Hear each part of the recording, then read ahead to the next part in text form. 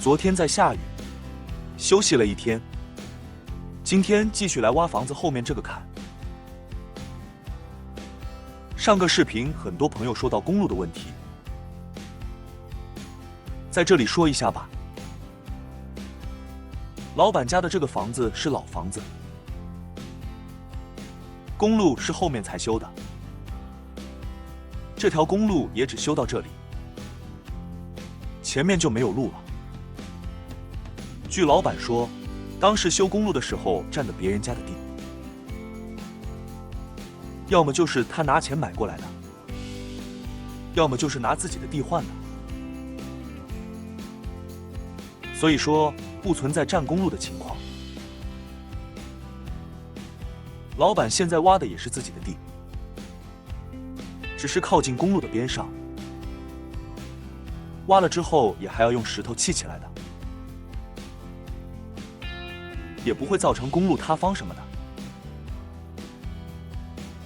回到今天的活，前天把该砸的石头都砸了，今天就把挖机开进去挖土，在里面打不了转，把挖机靠着最右边的坎，也就刚刚能往右边转半圈。挖起来的土只有往公路上面堆，然后再上公路上面去转运一次。这样的话比慢慢的往后面扒要快一些。这里靠房子的地方，老板让挖了一个坑，说用来建化粪池。按照老板指定的高度往后面边退边挖，同时把七宝坎的基础也挖好。这里面大部分都是石头，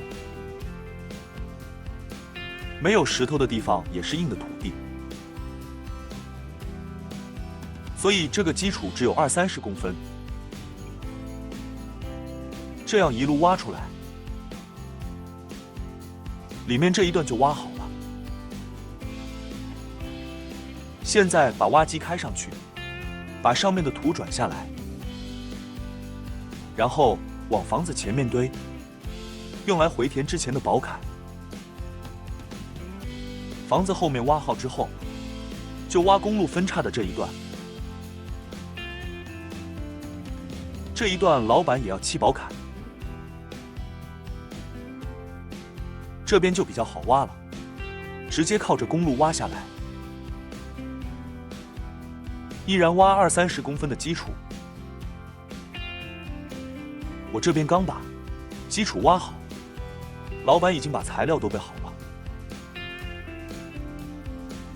只等明天砌墙的师傅来，又开始砌宝坎了。今天的视频就到这里了，感谢大家的观看，下期再见。